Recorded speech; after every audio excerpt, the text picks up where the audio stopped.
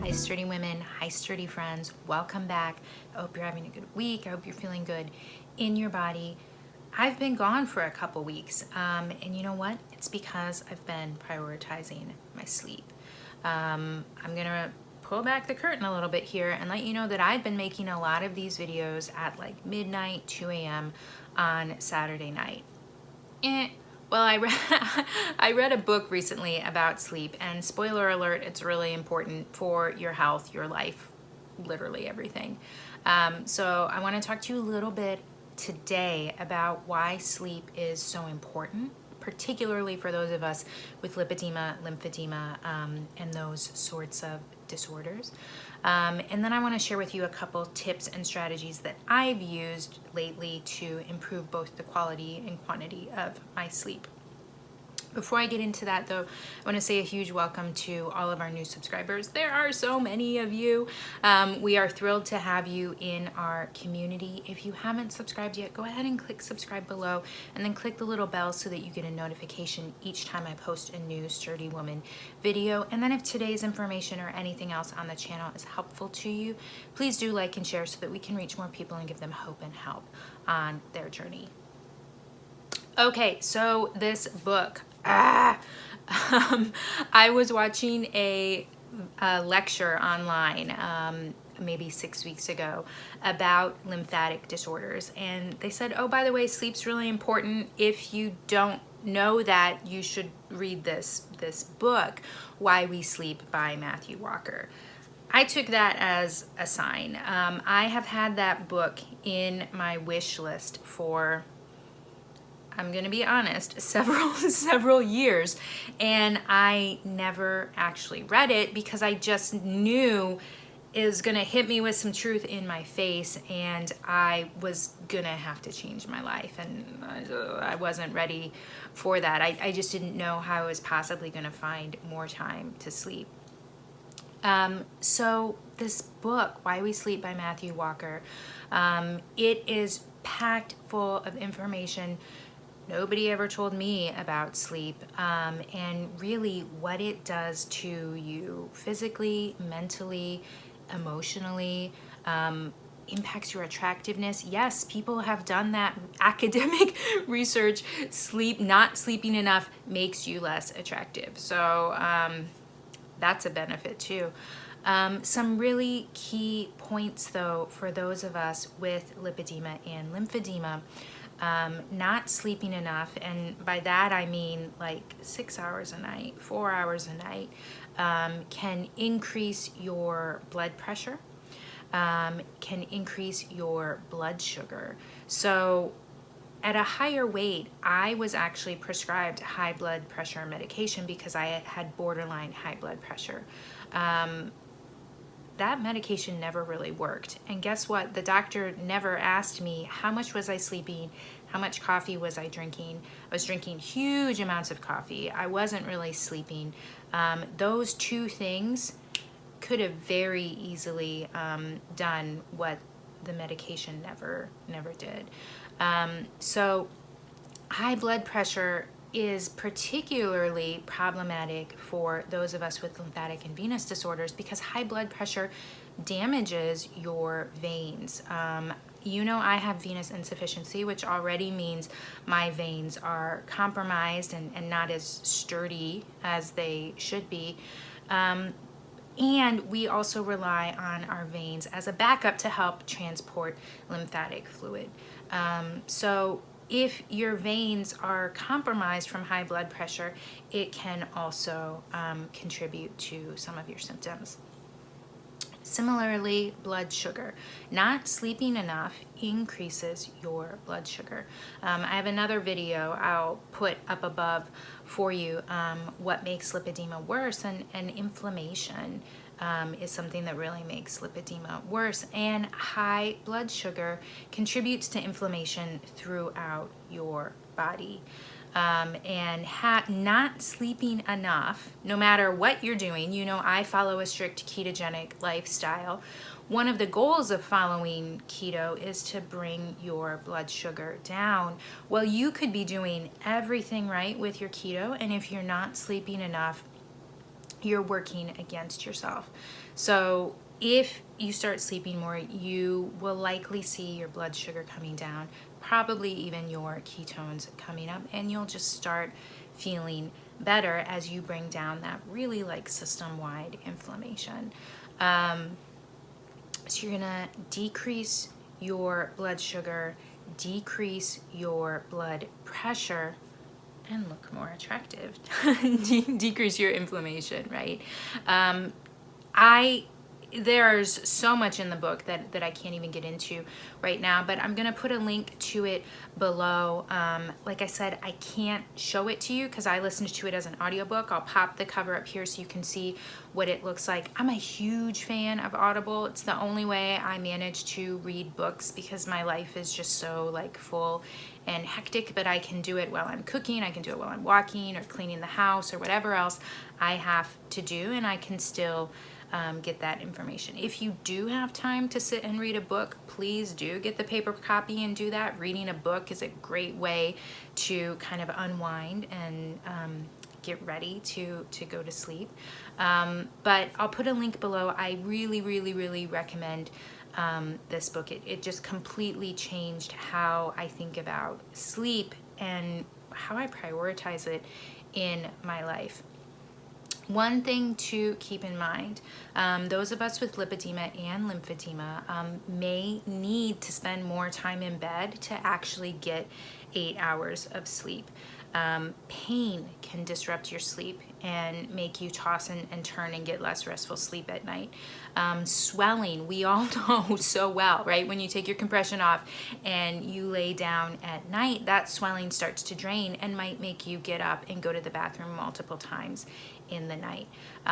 You may be doing all of these things and not even realize it. So if you're not already doing this, so many of us, you can see I have an Apple Watch, so many of us have these smartwatches these days, right? You can get so many free apps or really cheap apps that will sync with your activity monitor, whatever kind you have.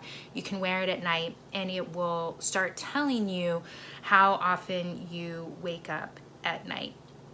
This can give you a sense of how restful your sleep is, how much sleep are you actually getting. You might be in bed 8 hours, but only sleeping 6 hours. All of that is going to add up over the week. So if you have an activity monitor, start wearing it at night. Find an app. The one I use is called Auto Sleep, but there are so many. Many phones come with something built in, already integrated. And just start having a look at how often do you wake up at night and how much sleep are you actually getting. A couple things that I have been doing lately to improve and increase my sleep. One, I'm not gonna like belabor this in this video, but I stopped drinking caffeine. This is something I never thought would be possible. I've always been a huge coffee drinker, but my sleep has greatly improved now that I've stopped. I'm gonna be honest, I do drink decaf, which has a little bit of caffeine, but so much less than regular coffee. So I stopped drinking caffeine, I stopped drinking regular coffee. And I also, I've talked in other videos, you know, I love collagen. I'm a big fan of Perfect Keto collagen because of the low carbs. I have started using this before bed. So Perfect Keto has this Beauty and Sleep Collagen that's just chock full of all kinds of great stuff and tastes really good. So in addition to the 7 grams of collagen, which is going to support your skin and your connective tissue and all of those things that are so important to those of us with connective tissue disorders, there's also magnesium, which helps relax your muscles, relax your body, gets you ready for sleep. Biotin, ashwagandha, hyaluronic acid. One thing to note about biotin, because there is a good amount of it in this and also in a lot of multivitamins. Stop taking it a couple days before you go for any lab test because it can interfere, particularly with a thyroid blood test. So go ahead and just stop any multivitamins that you might be taking that have a lot of biotin. It makes, great for beauty, but can interfere with some of your lab tests. What I like to do is mix it with a little bit of hot water and almond milk at night. So you can see this one is the Mexican hot chocolate. I really make myself like this nice, luscious, like hot chocolate as I'm winding down and getting ready for bed. And it just like knocks me out. I think it's the magnesium, but it's really delicious, really just a nice way to end my day. So this one is Mexican hot chocolate. They also have turmeric coconut latte, which is also really good. It's probably my second favorite. And then berry lavender. I'm not a huge berry person personally, but if you are, you might really enjoy that one. If you're interested in trying this, I'm gonna put a link below. If you purchase through that link and use code STURDYWOMAN, all lowercase, you'll get 15% off this or anything else that you buy on the site. One of the reasons this works so well is the magnesium. So if this is a little bit too pricey for you, you want to try something a little bit lower cost, you could take an Epsom salt bath before bed. Epsom salt is really cheap. You can't do it every night. You don't want to overdose yourself on magnesium, but you're going to get a really similar calming benefit from doing that. Just be mindful of how hot the bath is and all of that. You may have read about how hot water can also be bad for our swelling. But if this is pricey for you, you can get a similar kind of relaxation benefit from an Epsom salt bath. The last thing that I've been doing, in addition to like all the normal stuff that you can think of, I saw this when I was at the store one day. It is a sleep essential oil. I'm gonna be honest, I don't know a ton about essential oils. Some of you have written to me asking. I just bought this because it had like a scratch and sniff, and I did that. I love those things. I'm a sucker for that. And it smelled really good. I was like, why not? We'll give it a try. And so I bought a cute little diffuser, put it next to my bed, and I've been putting a couple drops of this in it every night before bed, and then I just let it run. So I'll sit by my diffuser, drink my hot chocolate, maybe meditate, do something else like that, and just kind of have this nice little wind down time with myself. So this one the brand is Spa Room, but there's a lot of different essential oil brands that make a sleep blend. I'll put an Amazon link for this below if you want to try it. I think it's like $8, something like that. So you're not really like out a lot. But I've just really found that both of those things really nice things to incorporate into my sleep and wind down routine.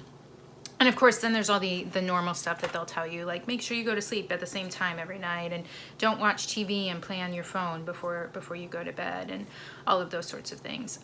But yeah, I've been literally having a sleep goal for the last probably 6 weeks. I used to prioritize all of my other self-care routine things over doing sleep, doing sleep over sleeping.